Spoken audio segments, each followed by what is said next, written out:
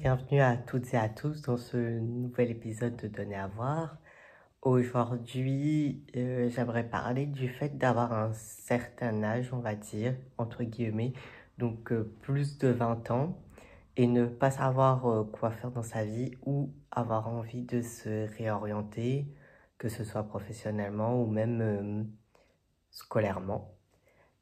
Et je voulais un peu parler de mon expérience personnelle parce que là, j'ai 26 ans, je suis dans l'année de mes 27 et j'ai remarqué que les gens de mon année de naissance, donc les 98, dans mon cercle proche, ont à peu près la même expérience que moi, c'est-à-dire que soit ils ne savent pas trop ce qu'ils veulent faire, soit ils sont en train de se réorienter professionnellement, ou soit ils ont des idées d'activités à faire professionnellement, mais ils n'ont pas assez confiance en leur projet professionnel pour se dire qu'ils veulent faire ça. Personnellement, je pense que je suis dans deux catégories. Dans celle où j'ai envie de me réorienter et j'essaye de me réorienter pour aller vers un domaine que j'apprécie et qui pourrait me permettre aussi d'avoir un emploi. Mais aussi, j'ai des projets artistiques que j'aimerais monter, mais je pense ne pas être apte à le faire parce que, pas parce que mes proches m'ont dit que j'étais pas apte quoi que ce soit, mais dans mon boulot au niveau artistique, eh ben, j'ai peur de pas y arriver ou j'ai encore cette sensation d'avoir besoin de, de plaire au public que, qui aime l'art, dans tout le sens du terme. Et j'ai peur aussi que si je me lance, je me perde au niveau de ce que moi j'avais envie de donner au départ et d'avoir trop envie de plaire tout le temps aux gens et au final de ne plus savoir pourquoi je me suis lancé. Je pense aussi que dans plein de domaines dans ma vie, j'ai pas osé faire des choses parce que j'ai tout le temps l'impression de vouloir plaire aux autres plus que de me plaire moi-même. Et c'est vraiment un problème. Il y a plein de domaines, par exemple, que ce soit pas artistique, mais d'autres domaines où j'aurais voulu me lancer et je me sentais pas capable de le faire et du coup, ben, j'ai abandonné les projets. Je pense aussi qu'à un certain âge, par exemple dépasser la 25 ans, et ben on pense dans notre tête qu'on est un peu trop vieux. Peut-être que je parle que pour moi et pas pour d'autres personnes, mais je sais que j'ai des amis qui n'osaient pas se lancer dans des projets, par exemple reprendre des CAP ou reprendre l'école à distance, parce qu'on se dit que passé 25 ans, et ben, il y a un domaine prédéfini qu'on devrait suivre, comme le fait d'avoir un boulot stable, un CDI, euh, avoir des enfants, avoir acheté un appartement, une maison ou autre. Et on rentre pas dans les cases de ce que la société voudrait de nous. Et du coup, on n'a pas réussi. Je sais que j'y ai pensé aussi cette année, de me dire que là j'ai l'âge de fonder une famille, d'avoir un domaine normalement où je serais stable et voilà, d'avoir on va dire entre guillemets, une bonne carrière, alors que ben moi ça m'intéresse pas du tout, même de rentrer dans tout ce que la société voudrait pour les gens de mon âge, ça me fait peur. Même le CDI, ça m'intéresse pas parce que je pense que j'ai pas envie d'être attachée comme ça à un emploi. Et aussi, je pense qu'il y a plein de domaines que j'ai pas essayé parce que j'avais peur de ne pas savoir faire les choses ben, dès le début. Je sais qu'il faut un temps d'apprentissage et ben, on commence toujours pas de zéro quelque part, ou même par exemple dans certains domaines, tu commences pas de zéro, mais c'est parce que tu as eu un apprentissage dans d'autres domaines qui t'ont permis d'avoir un peu une base sur un, un domaine qui est à peu près pareil, ou même de toi-même, tu as voulu creuser un sujet, et après, tu as envie de te mettre à la pratique, donc tu pars pas de zéro. Moi, il y a certains domaines qui m'intéressaient beaucoup, où j'ai eu peur d'être nul et de ne pas savoir faire, parce que dans ma tête, je dois tout réussir tout de suite pour tout de suite. Et c'est pas comme ça la vie.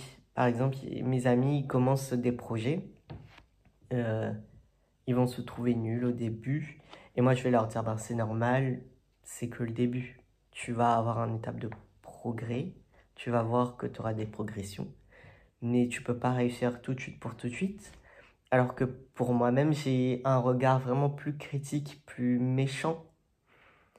Je me laisse pas d'espace en fait pour débuter. Et du coup même dans le fait de vouloir se réorienter professionnellement, et ben, ça me fait peur parce que je sais que je serai pas gentil avec moi dès le début. Et c'est stressant. Je pense aussi qu'il y a beaucoup de gens de mon âge qui n'osent pas se réorienter parce qu'ils sont comme moi. Avec les autres, ils sont très gentils. Ils, ils veulent faire en sorte que leurs amis aient confiance en eux, assez pour se lancer, pour faire des choses, qu'ils puissent être là pour les encourager, tout ça.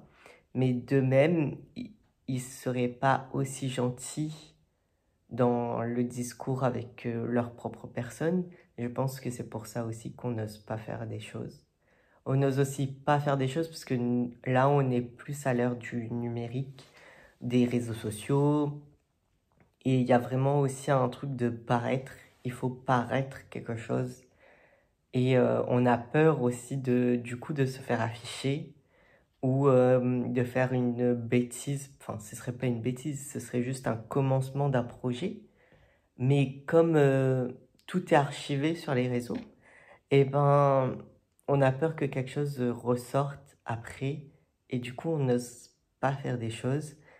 C'est bête parce qu'on passe à côté de plein de bonnes opportunités. Je parle pour les gens en général, mais pour moi-même aussi. Donc, c'est bien les réseaux sociaux et plein de choses comme ça parce que on peut s'informer, on peut un peu avoir plus confiance en nous pour voir des gens qui nous ressemblent. Mais aussi, on a eu cette habitude de toujours montrer la bonne facette de nous sur les réseaux, de montrer quand on est heureux, quand on est bien, ou de porter un masque heureux, content, bien, où notre vie elle se passe magnifiquement bien, alors qu'il y a des fois, t'es au plus bas, tu t'en parles pas aux gens autour de toi, et tu fais des photos ou des vidéos, par exemple, si tu postes des vidéos, que ce soit sur TikTok, YouTube ou autre, où tu montres que tu as toujours un sourire, un grand sourire, et en fait, ça peut cacher un mal-être. On n'a pas assez normalisé le fait de montrer, de se montrer réellement. C'est un peu triste. Je, je voulais parler aussi de ça parce que je pense que ça nous bloque réellement dans le fait d'essayer des nouvelles choses, ou parfois on a aussi envie d'essayer des métiers, mais comme certains métiers sont réellement très genrés, par exemple garagiste, coiffeur, ou plein d'autres choses comme ça sont encore vraiment très genrés, et on n'ose pas le faire parce qu'on se dit, ben, je suis une fille, je peux pas être garagiste, je suis un homme, je peux pas être coiffeur, ou plein d'autres choses comme ça. Et ça nous ferme des portes alors que je suis sûre que ça pourrait intéresser beaucoup de personnes. Ça aussi, c'est une question à creuser parce que on genre un peu trop de choses alors que ça n'a pas de raison d'être. peu importe le travail qui t'intéresse, peu importe le domaine, le métier, la branche qui t'intéresse, tu devrais pouvoir te dire que tu essayes un métier, que ce soit en stage, grâce à la mission locale, par exemple, si on est jeune, ou grâce à Pôle emploi, avec les petits emplois d'insertion ou d'autres choses comme ça. Et te dire que tu essayes et peu importe les gens que tu as autour de toi, peu importe si c'est un métier considéré comme féminin ou masculin, tu vas l'essayer et c'est juste pour savoir si tu aimes et pas pour savoir si les stéréotypes dits dans l'emploi est aussi fort que tu le penses. Parce que aussi, j'ai pu avoir des stéréotypes pour plein d'emplois. Et au final, quand je l'ai testé, et c'était vraiment pas ce que je pensais. Donc, il faudrait se lancer un peu plus dans des métiers qu'on a peur de faire pour savoir si déjà, de un, ça nous correspond ou pas. De deux, si on se verrait réellement faire ça toute la vie. Parce que aussi, se dire qu'on fait un métier toute notre vie, c'est un peu stressant. Je me dis que j'aimerais bien faire énormément de métiers différents. Peut-être que c'est à cause du TDAH ou juste parce que je m'en fiche du métier que je peux faire maintenant et de me dire que plus tard, par exemple, à 40 ans, le métier que je fais maintenant, il ne va plus m'intéresser. Donc j'aurais envie d'aller bifurquer ailleurs, de voir autre chose, de me réorienter de nouveau. Je pense que je me connais assez maintenant pour dire que je voudrais pas avoir un métier toute ma vie, sauf si vraiment je trouve un métier qui me fera comprendre que je peux être bien, que je peux être moi, et que je vais pas être quelqu'un d'autre à cet endroit-là. Mais sinon, je me verrais pas pour l'instant faire un métier jusqu'à la retraite, si j'ai un jour une retraite. C'est un autre sujet, je pense. Mais ça nous ferme beaucoup de portes aussi. J'apprends aux réseaux sociaux, grâce à TikTok, que je suis pas le seul à avoir du mal à me trouver ou juste d'avoir du mal à trouver un secteur d'activité qui me plaise énormément parce que j'aimerais toucher à trop de choses et je pense que j'ai pas assez d'une vie pour essayer tous les métiers que je voudrais faire. Mais, mais au moins d'avoir un emploi alimentaire et d'essayer, par exemple, d'être artiste, ça serait cool. Ou même me lancer dans plein de choses, enfin, en tant que romancier ou même juste essayer de faire des vidéos comme ça quand j'en ai envie, ou de faire plein d'autres choses au final, et ça me convient beaucoup. Mais comme il faut toujours avoir une source de revenus pour pouvoir vivre un minimum, je trouve que ça nous bride sur plein de choses euh, parce que j'aimerais bien aller voir ailleurs, voir comment le monde du travail serait ailleurs. Mais pour aller voir ailleurs, il faut de l'argent. Et pour faire de l'argent, il faut aller travailler. Et dans la plupart des cas, moi, je choisis des boulots qui me conviennent pas forcément, mais je me dis à un moment donné, faut avoir de l'argent, faire des économies. Donc, je pousse jamais mon pas vraiment vers des métiers qui pourraient vraiment m'intéresser. C'est la plupart du temps, je fais des emplois qui sont alimentaires, où j'ai pas à réfléchir, où je dois juste faire quelque chose et à la fin du mois, je suis payé. Et il y a plein de personnes de mon entourage qui le font et je pense que ça aussi, ça nous empêche de voir des métiers qui nous intéresseraient vraiment, des domaines qui sortent de l'ordinaire ou même d'apprendre à connaître des métiers qu'on ne connaît pas. Peu importe notre âge, on devrait pouvoir se dire qu'on a la possibilité de se réorienter, pardon, professionnellement, de recommencer des études. Euh, Par exemple, ma mère, elle a plus de 50 ans et elle veut terminer un master parce que ben, ça l'intéresse et surtout, elle aimerait avoir un diplôme en plus. Euh, je la trouve très courageuse parce que je sais pas si moi j'aurais eu assez de force pour pouvoir travailler et étudier en même temps. Mais je me dis que c'est chouette d'avoir des exemples de personnes comme ça parce que moi, quand j'aurai 50 ans, au moins je pourrais me dire, ben, ma mère, elle l'a fait. Donc si moi j'ai envie de le faire, et ben, c'est possible.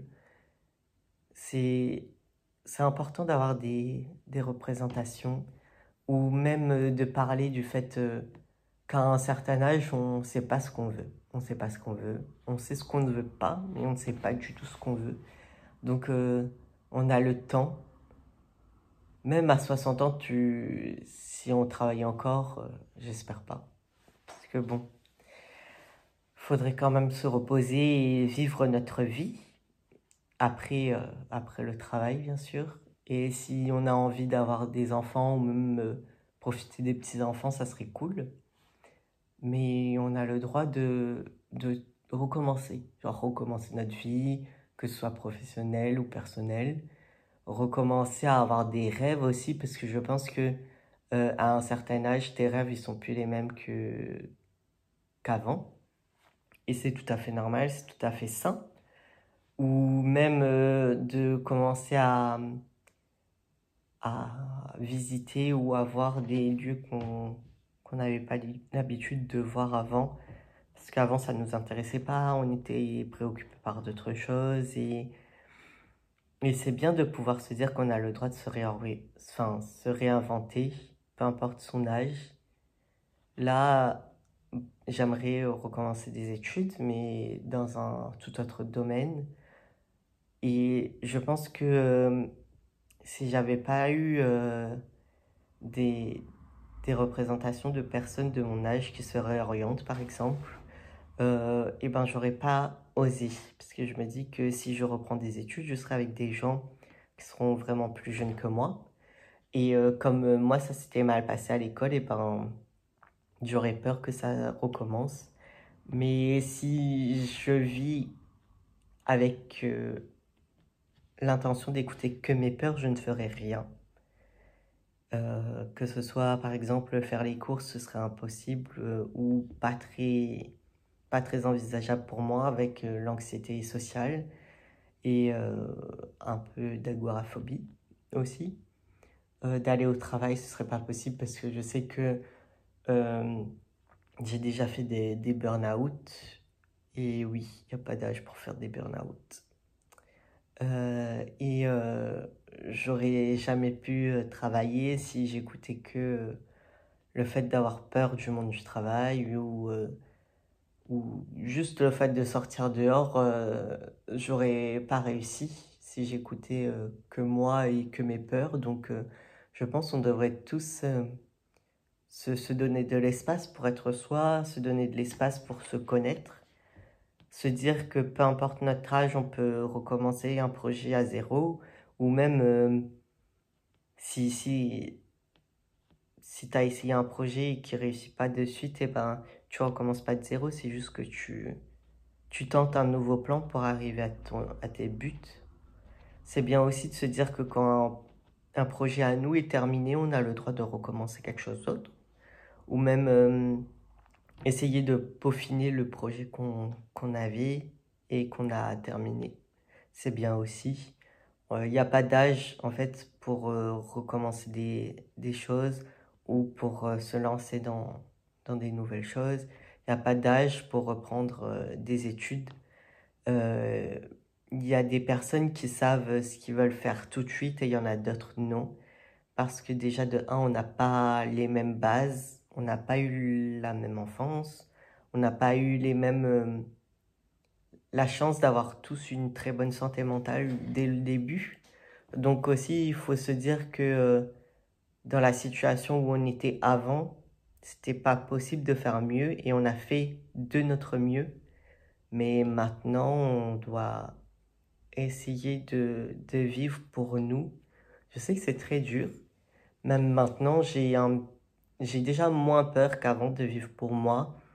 Juste de vouloir être moi et de ne plus avoir à être quelqu'un d'autre juste parce que j'avais envie de correspondre à l'image que les gens pouvaient avoir de moi. J'ai juste envie de me convenir, de me faire plaisir à moi-même parce que c'est déjà très dur de se convenir, d'être fier de soi. Et surtout, c'est aussi très dur de vouloir juste essayer de ne pas mettre de masque tout le temps, d'essayer de se parler gentiment, d'essayer d'être avec soi entièrement et de ne pas se fuir soi-même, c'est déjà très dur. Donc, c'est bien qu'on soit arrivé à cette étape. C'est bien de vouloir améliorer sa situation.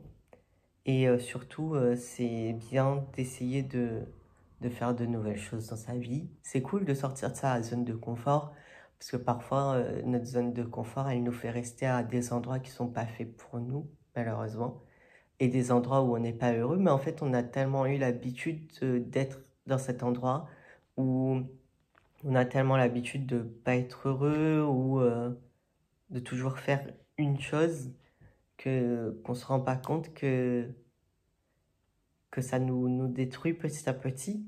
Donc, par exemple, moi, je me rendais pas compte avant que je prenais des emplois que alimentaires et que j'étais pas heureux comme ça.